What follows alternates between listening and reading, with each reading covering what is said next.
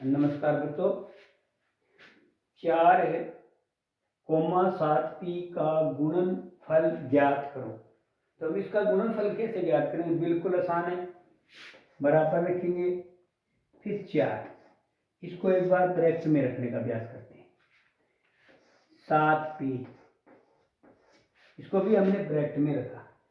अब हमें कहा है गुणन, यानी गुणा करो, तो यहाँ गुणा का चिन्ह लगाए।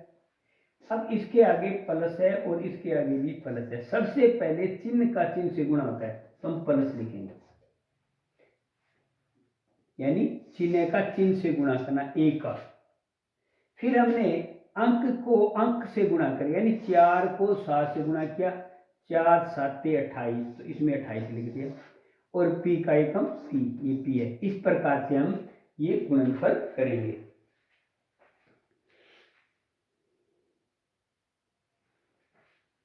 दूसरा सवाल, -4p और 7p का गुणनफल ज्ञात करो। तो कैसे करेंगे? हमारे गुरुजी ने क्या कहा था कि सबसे पहले इनको ब्रैकेट में रखना है, तो हम ब्रैकेट में रखें। इसको ब्रैकेट में रखा इस प्रकार से, यानी कोष्टक में रख लिया। ये 7p है, इसको भी हमने इसी प्रकार से कोष्टक में रखेंगे, ताकि कभी गलती हो ना, और इस प्रकार से सीखे। इसने कहा है गुणन, तो इसमें गुणा का चिन्ह लगाएंगे, एक का गुणा का चिन्ह लगाना, एक अंक। इसके आगे 7 के आगे प्लस है, पहले चिन्ह का गुणा करेंगे। माइनस को प्लस से गुणा किया, माइनस। फिर 4 को 7 से गुणा किया, 28। पी को पी से गुणा किया, तो पी की स्क्वायर आ गया। यहाँ हमारे जैसे पी को पी से गुणा करते हो घात के नियम के अनुसार, पी की घात 2, एक कितनी होगी? 2, इसलिए यहाँ पर पी की 2 लिखते हैं।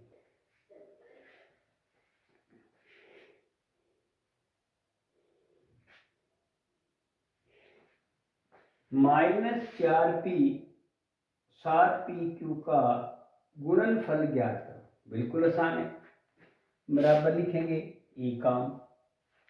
माइनस के 4p ब्रैकेट में रखा, 7pq ब्रैकेट में रखा। क्या करना है? गुणा करना है। चिन्ह कौन सा आएगा? गुणा का आएगा। इसके आगे कौन सा चिन्ह है? प्लस का है। क्यों? कोई चिन्ह नहीं, प्लस का होता है। तो सबसे पहले माइनस को प्लस से गुणा किया, तो बच्चों माइनस आ एक का। 4 7 28, तो हमने 28 लिख दिया। सुंदर लिखना चाहिए हमेशा, ये ध्यान रखना चाहिए है। ये 4p था, ये p लिखा नहीं था। p को p से गुणा किया, तो p की स्क्वायर आ गया, और ये q था, इसको इसके साथ में लिख दिया। इस प्रकार से -28p की स्क्वायर, q की स्क्वायर। पुनः स्मरण करेंगे, माइनस को प्लस से गुणा करेंगे तो माइनस आया। फिर अंक को अंक से गुणा करना, दूसरा काम। फिर अज्ञात राशि को अज्ञात राशियों से गुणा करना, 3 का। इस प्रकार से ये एक पदीय व्यंजनों का गुणा करना सीखेंगे।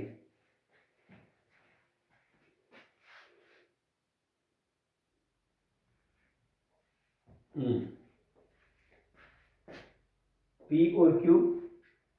सवाल नंबर 2, आयत का क्षेत्रफल।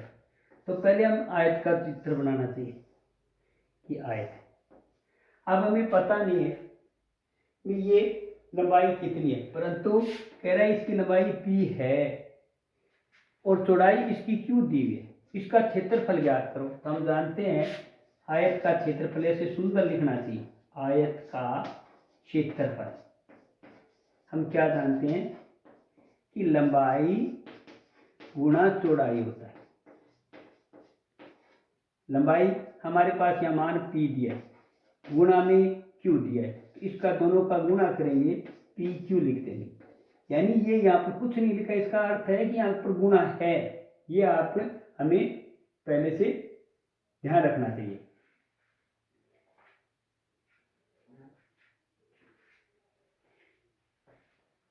सवाल नंबर 2 में क्या कहा है?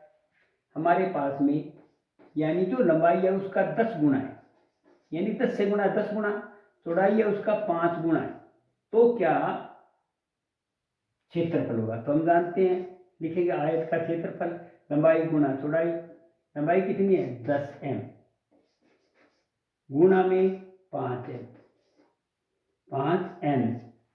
सबसे पहले प्लस को प्लस से गुणा किया, प्लस आएगा, 10 5 50, अंक को गुणा कर दिया, m को n से गुणा किया, mn आ गया। इस प्रकार से ये सवाल हो गया। फिर तीसरा सवाल है 20x की स्क्वायर और 5y, इस प्रकार से। तो लंबाई का मान कितना दिया है 20x की स्क्वायर और चौड़ाई का मान 5y, प्लस को प्लस से गुणा किया, प्लस b 5 100, x की स्क्वायर को y से गुणा करेंगे तो x की स्क्वायर और y ऐसे आगे से लिख देंगे। इस प्रकार से हम इसका क्षेत्रफल ज्ञात करेंगे। आगे दूसरा,